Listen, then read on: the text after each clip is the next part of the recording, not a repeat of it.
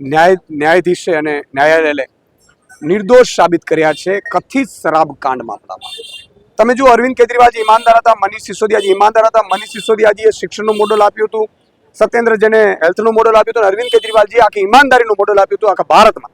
અને આખા ભારતમાં લોકો જે ભ્રષ્ટાચારથી કંટાળી ગયા હતા, સગાવાલાથી કંટાળી ગયા હતા, બાપ દીકરાની પોલિટિક્સથી કંટાળી ગયા હતા, એ લોકો આમ આદમી પાર્ટીમાં જોડાઈ રહ્યા હતા. અને 2022ની ચૂંટણીમાં માનનીય અરવિંદ કેજરીવાલજી અને આમ આદમી પાર્ટીને 41 લાખ લોકોએ કમર અને પંજાનું મત હોવા છતાં ઝાડુનું બટન દબાવી અને ગંદકી સાફ કરવાનો રાજનીતિમાં એક પ્રયાસ કર્યો હતો. ત્યારે માનનીય અરવિંદ કેજરીવાલજીને ફરજી કેસમાં ફસાવી 6 મહિના, મનીષ સિસોદિયાને 1.5 વર્ષ, સત્યેન્દ્ર જૈને 2.5 વર્ષ જેલમાં રાખ્યા.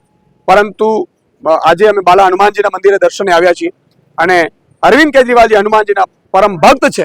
ત્યારે અમે આજે દાદાને દર્શને આવ્યા હતા. દાદાને પ્રાર્થના કરી છે કે અરવિંદ કેજરીવાલજી આમ આદમી પાર્ટીના એક સૈનિક ઉપર કૃપા વરસાવે અને ધર્મનો વિજય થયો છે. ત્યારે ધર્મના વિજયમાં અમે આ મામલામાં એક કાર્યક્રમ આપ્યો છે. 3 તારીખે આખા ગુજરાતમાં આમ આદમી પાર્ટીના હજારો કાર્યકર્તાઓ પોતાના ઘરે હનુમાન ચાલીસા કરશે, આસપાસના લોકોને પણ બોલાવશે